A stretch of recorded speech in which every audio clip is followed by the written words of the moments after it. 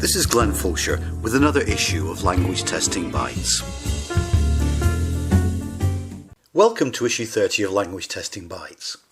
In volume 36.3 of the journal, Bart Deygers and Margaret Malone published a paper with the kind of title that immediately demands that we read with care. It is Language Assessment Literacy in University Admissions Policies, or the Dialogue That Isn't. Given that language testing for admission to higher education is probably one of the largest volume language assessment activities in the world, and also one of the most lucrative, it's strange that more research hasn't been conducted into admission policies and the use of test scores. So this contribution to the literature is most welcome, and we're delighted that Bart has agreed to further contribute to the debate through participating in Language Testing Bites. Thank you, Glenn, for inviting me. It's really nice to be here on Language Testing Bites to be able to talk about this study. Bart, your paper is about language assessment literacy. Recently, it seems that this new field of research has grown exponentially.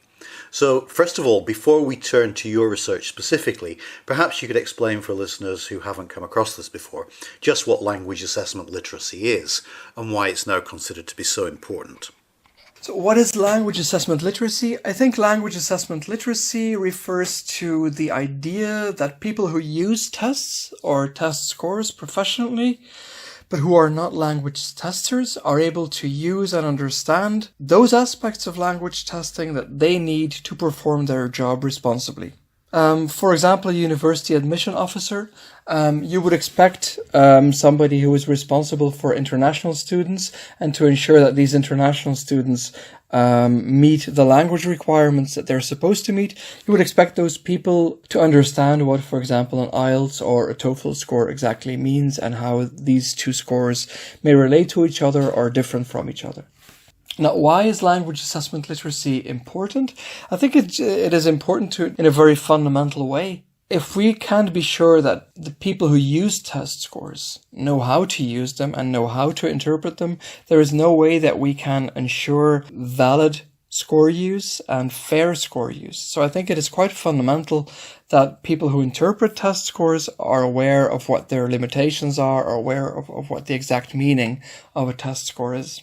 Currently, there's a lot of attention going to validity, argument-based validity, also to fairness and justice. And I think that's why language assessment literacy is quite a hot topic in language assessment now. You point out we need to develop approaches to language assessment literacy for a wide variety of stakeholders. Tell us who you are concerned with in your research and why you think it's essential to engage with this group of people. I think of all of the fields within applied linguistics, language testing is arguably the most societally embedded one. Because everything we do, everything we create or research has a societal impact or is embedded in society. Typically, a language test has some kind of societal power. It opens doors or it closes doors for certain people, unfortunately. But I think that we need to talk to as many stakeholders as possible in society to make sure that our tests are understood and used correctly. Personally, in my research, I think it is essential to engage with the people who make policy, who make decisions. In my doctoral research, I primarily focused on people who make policy at university level, and people who determine the university admission policy at the national level. So rather than talk to the people who enact policy, who register students, I focused on the people who determine the policy that should then be enacted on both the national and the institutional level. I think it is important to talk to them because we need to understand how policy gets made, how policymakers think, and what policymakers consider relevant and irrelevant. If we want to have an impact on policy, we need to ask the right questions, and we need to ask questions that are of relevance to policymakers. If not, our field can easily be dismissed or disregarded. So let's now turn to your paper with its catchy title. You set up the problem in the title as well as in the abstract to draw the reader in. So in a nutshell, would you like to explain the problem you address in your paper? What is the dialogue that isn't? Now, in the early days of language assessment literacy, I think there was no real dialogue. It was rather top-down. Language testers would draw up little lists of what stakeholders or score users would need to be able to know and do before they could actually engage in a language test professionally. And then later, more recently, language testers have started opening up more, have begun talking to score users to see what their actual needs were.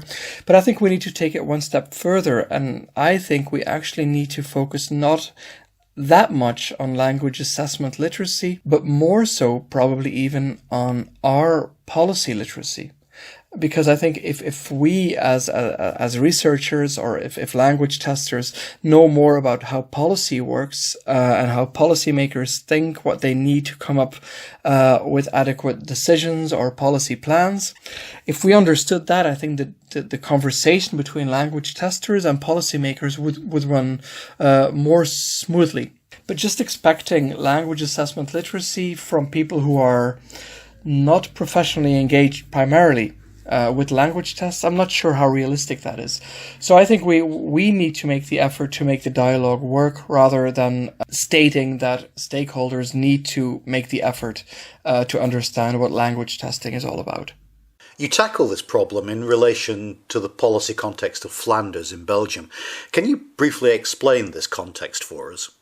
My research typically takes place in Flanders, which is the officially monolingual northern part of Belgium. And the advantage is that it's small, so it's not that hard to conduct research on all universities, which is what we did in this study. We only have five main or five actual universities, so it is possible to actually talk to all policymakers. Now, the way university admission works in Belgium is that basically any Flemish person, any person who has attended primary or secondary school in Flanders is able to register for university. That doesn't go for the international students who need to meet certain language requirements. They need to have typically a B2 level on the Common European Framework, and they can prove that they have a B2 level by taking a language test, or by, for example, showing that they have attended secondary or primary school in Belgium. Now, the government sets the general requirement that international students need to demonstrate that they have a working knowledge of Dutch. But it is up to the universities to decide how they choose to fill that in and which criteria that they choose to implement.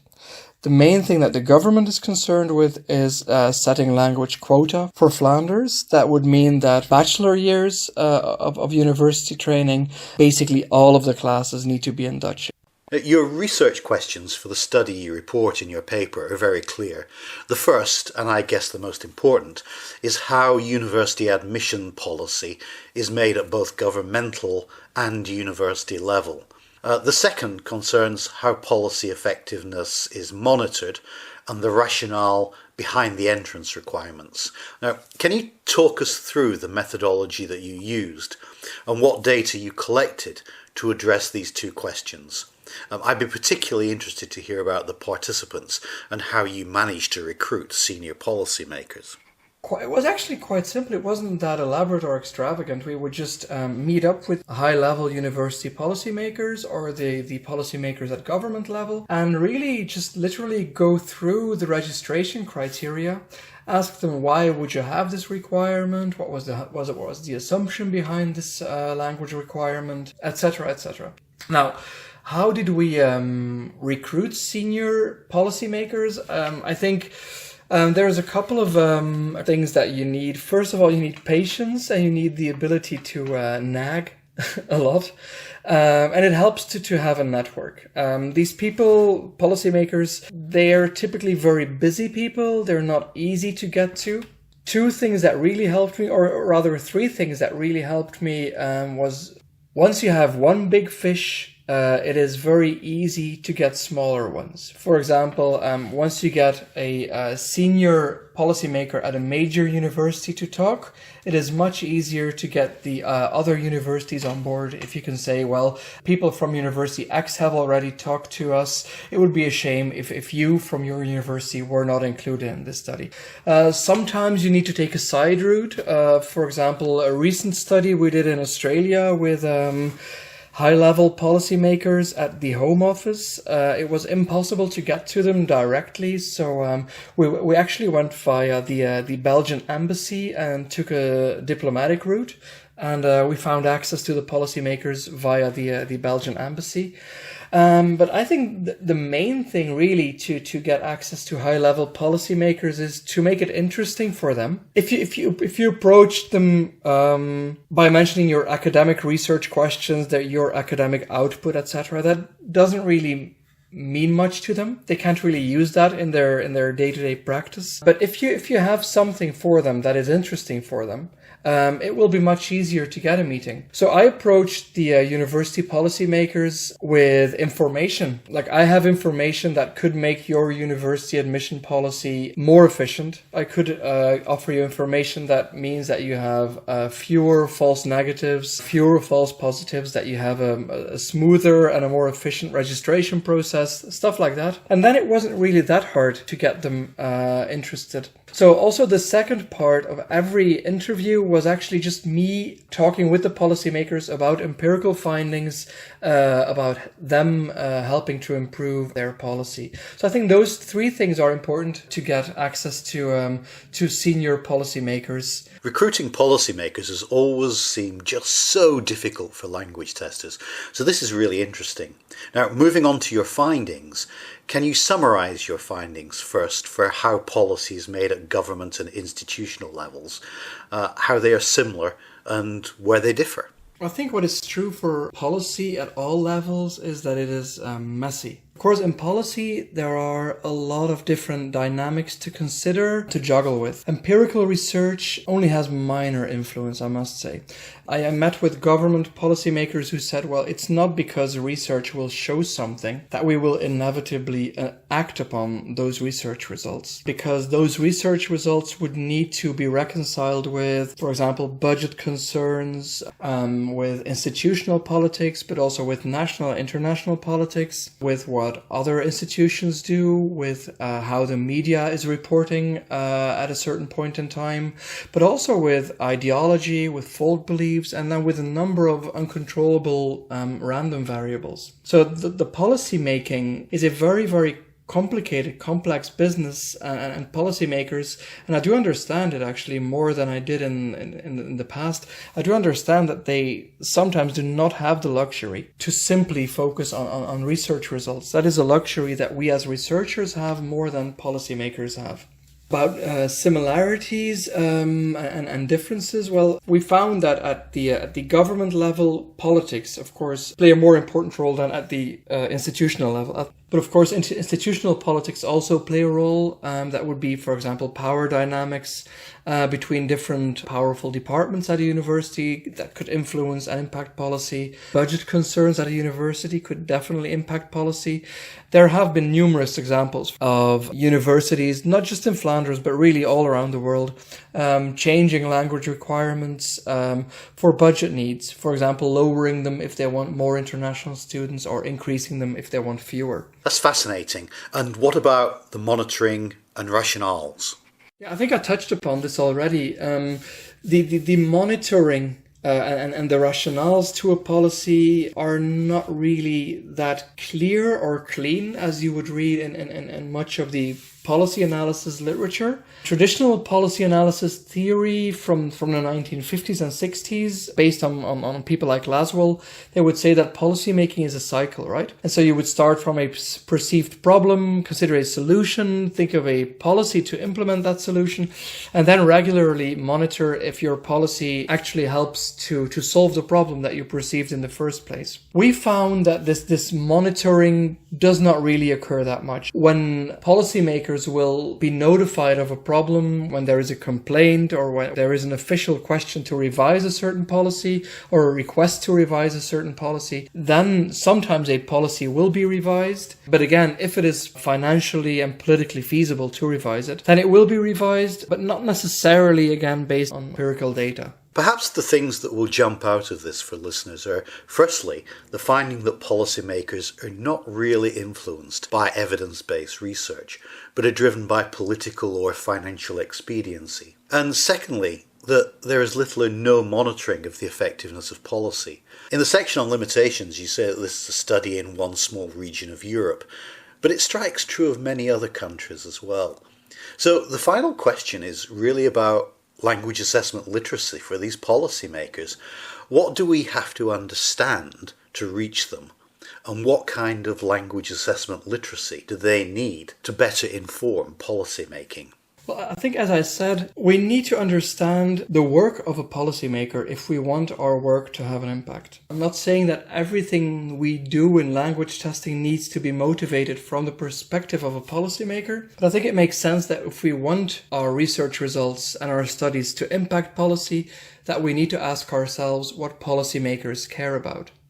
And I found that it's not that difficult to reach policymakers and to talk with them, to enter a dialogue, as soon as you accept that their paradigm is very different from the paradigm of a researcher, that they have quite a few different interests to reconcile. I think simply expecting policymakers to implement research findings is rather naive, perhaps even, because of these different paradigms that policy and research operate under. Policy is a game of budget, of power, of compromise, and research is a very, very different thing altogether. I don't think it's enough. For certain professions, it could definitely be, for example, for language teachers or people who are directly involved in creating language tests. I think, yes, definitely, language assessment literacy is something that we should aim for, that we should include in the curriculum, that we should regularly return to with in-service teachers. But when it concerns policymakers or senior score users, I think that we need to make sure that we ask the right questions that they are interested in. And this does not mean selling out at all, because sometimes you will find that many of the questions that policymakers are concerned with are also the questions that we ask ourselves. The study that I'm involved in now is a 3-year study of the impact of language requirements for migrants on people who haven't had a chance to attend education. And the first thing I did in this research project was to determine research questions together with the policymakers to ensure that what they wanted to know would be part of the research design. And just stuff like this makes it much easier to enter a dialogue, because you have a shared goal, you have a shared understanding of what you want to find out. And then it becomes much easier to actually get traction with these people. And I think the language assessment literacy, then, it just finds its way into the conversation. It comes rather naturally. I think imposing knowledge and skills concerning language testing, I don't think it has worked. I don't think it will ever work. And what I do think is what we need is a proper dialogue. This has been a really interesting discussion, and I'm sure that it will ring true for so many readers of your paper and listeners to this podcast.